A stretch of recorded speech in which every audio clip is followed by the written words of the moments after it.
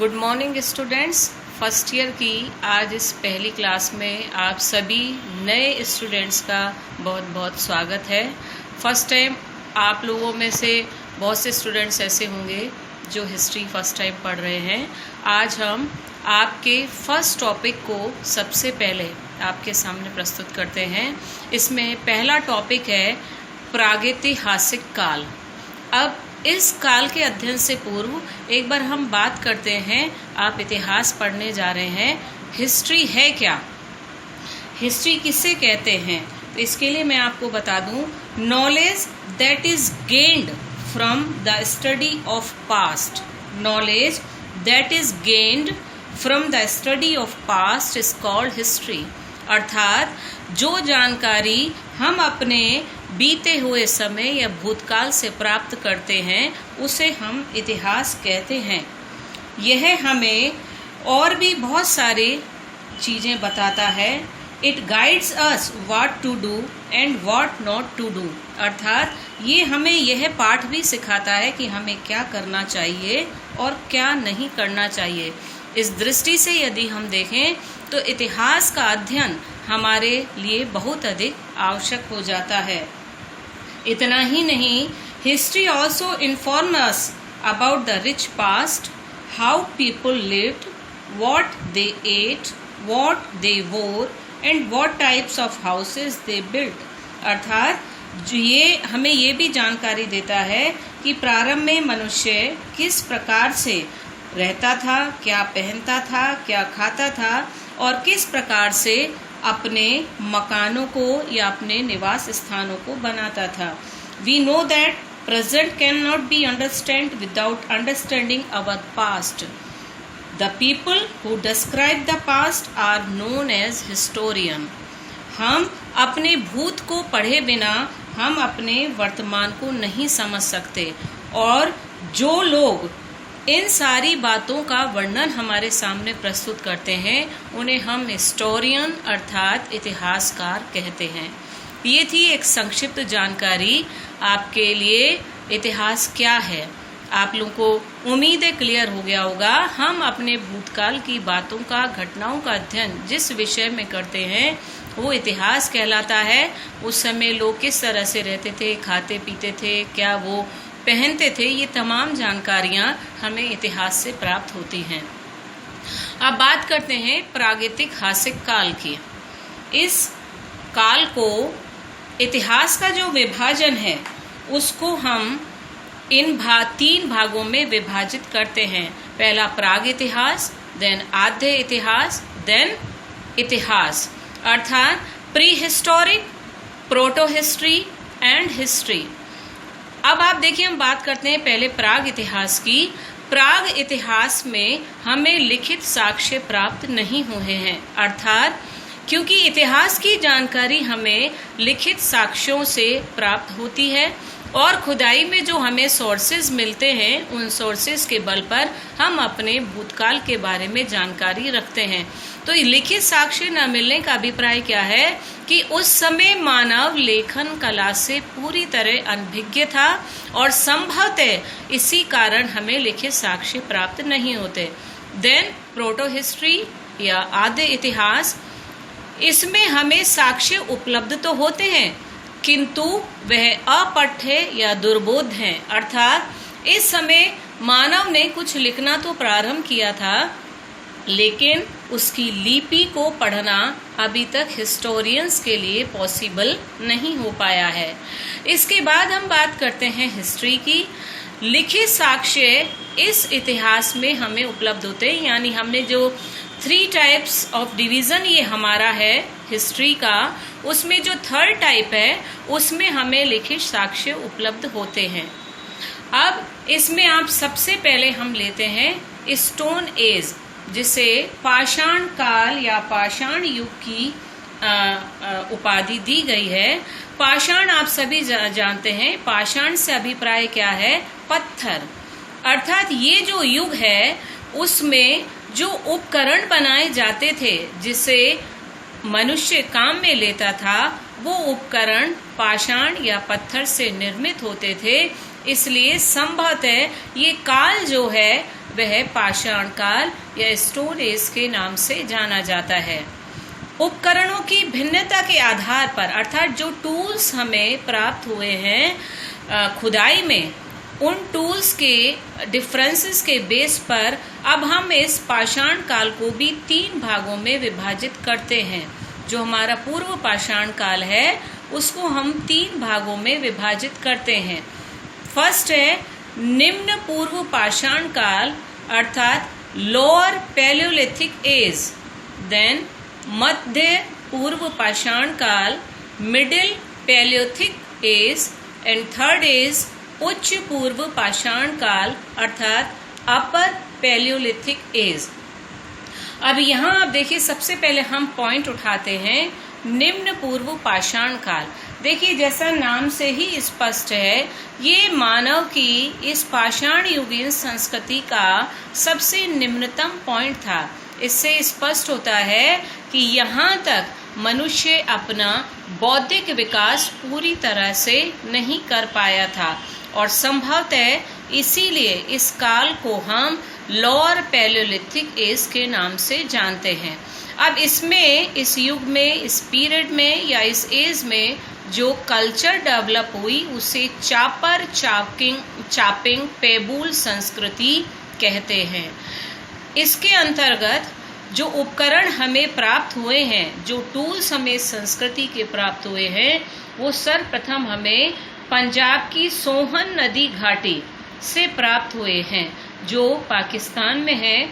चूंकि ये सोहन नदी घाटी के तट से प्राप्त हुए हैं इसीलिए इसे सोहन संस्कृति कहा जाता है। अब हम बात करते हैं पेबुल क्या होता है। पेबुल पत्थर के वे टुकड़े जिनके टुकड़े पानी के बहाव में रगड़ खाकर चिकने और सपाट हो जाते हैं, उन्हें हम पेबुल कहते हैं।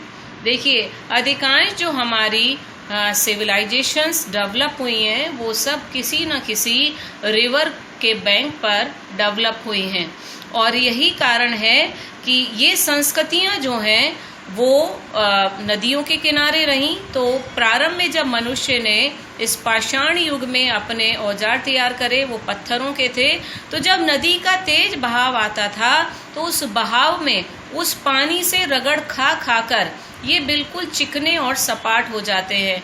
आपको अभी कभी यदि मौका मिले आप जाएं तो आप देखिएगा इस तरह के चिकने और सपाट पत्थर कहीं ना कहीं आपको कुछ अंशों के रूप में दिखाई दे जाएंगे।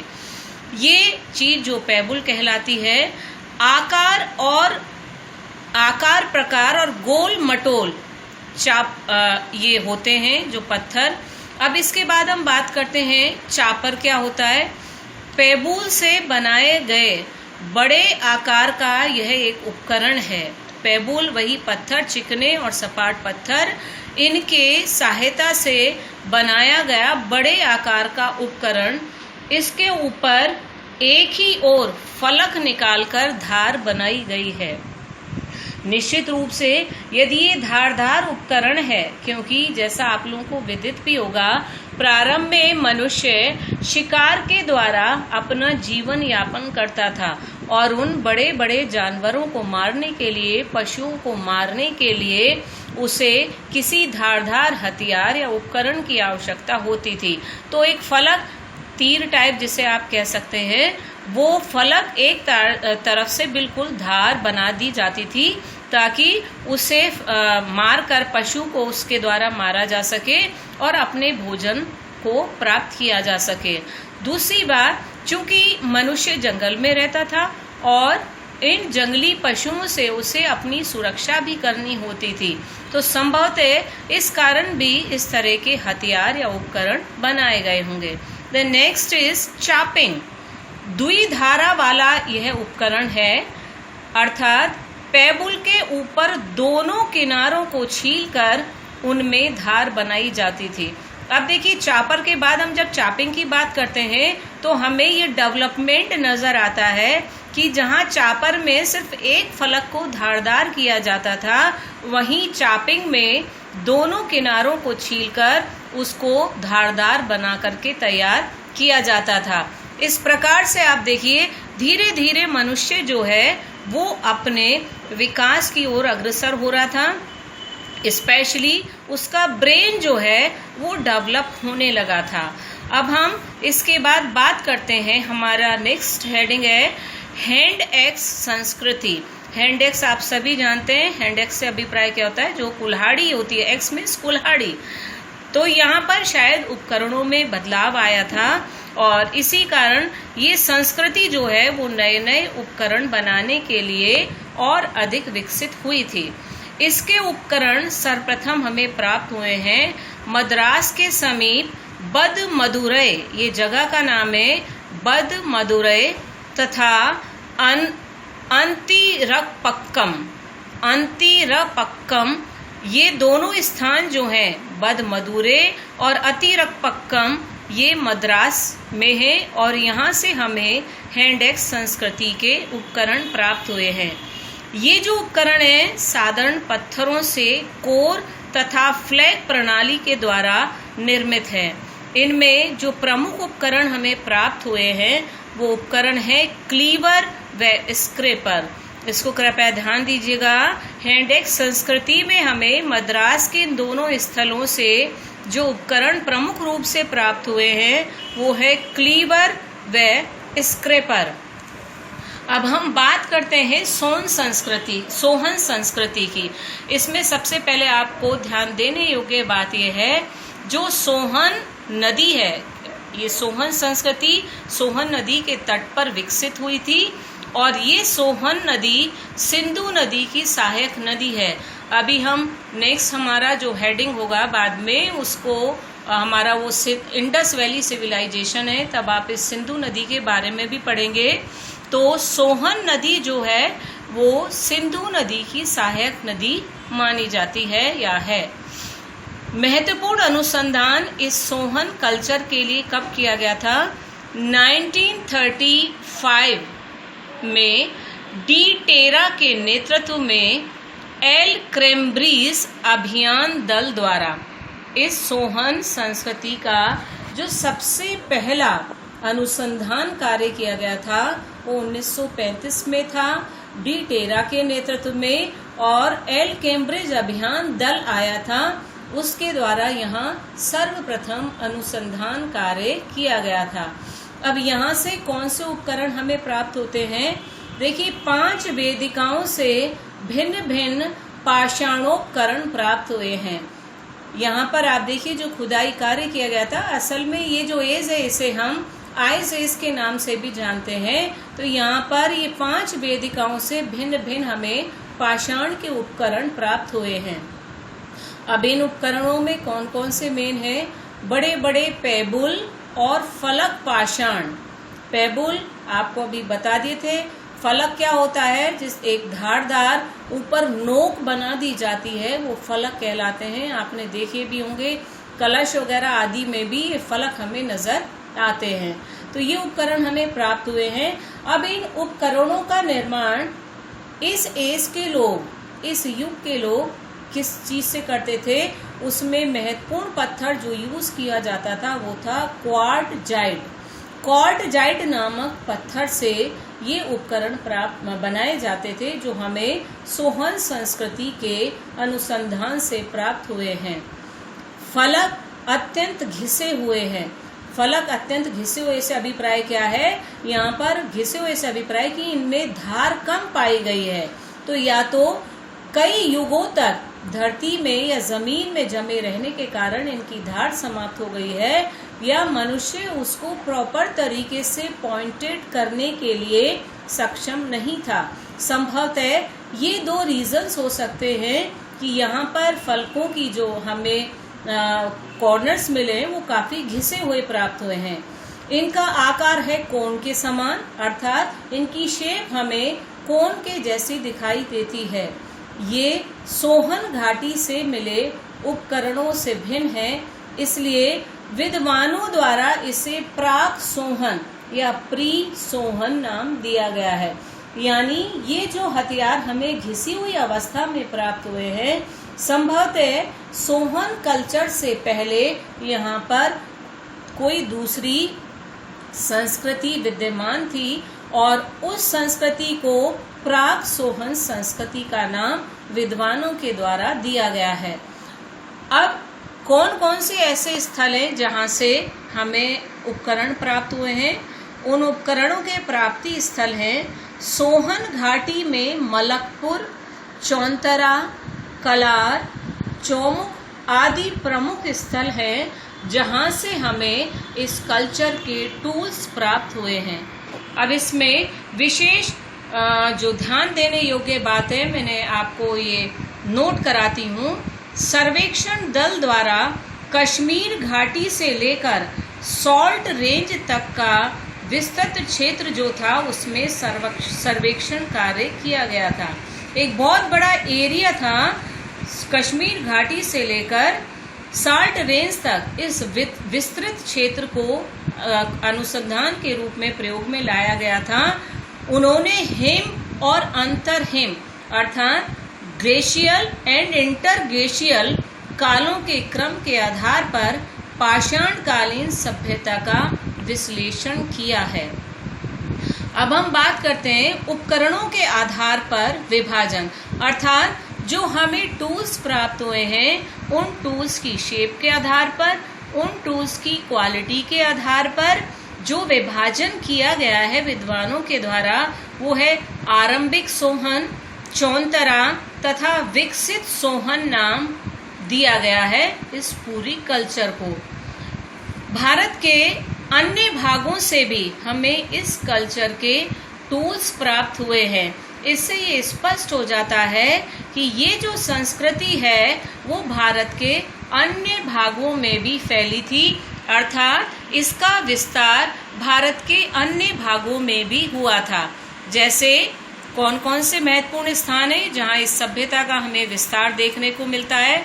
सिरसा, व्यास, बाणगंगा, नर्मदा आदि स्थान जो हैं वहाँ से भी हमें सोहन संस्कृति के विभिन्न अवशेष प्राप्त हुए हैं, जिसमें स्पेशली जो पत्थर से बने टूल्स हैं वो हमें प्राप्त हुए हैं। साथ ही साथ कहीं मिट्टी के बर्तन आदि चीज़ें जो हैं उनकी प्राप्ति भी होती है। आरंभिक सोहन पेबल उपकरण जो हमें राजस्थान से प्राप्त हुए हैं, चित्तौड़ से। चित्तौड़ हमारी प्रसिद्ध नगरी रही है ऐतिहासिक काल की और इतिहास में विशेष महत्व भी रहा है इसका।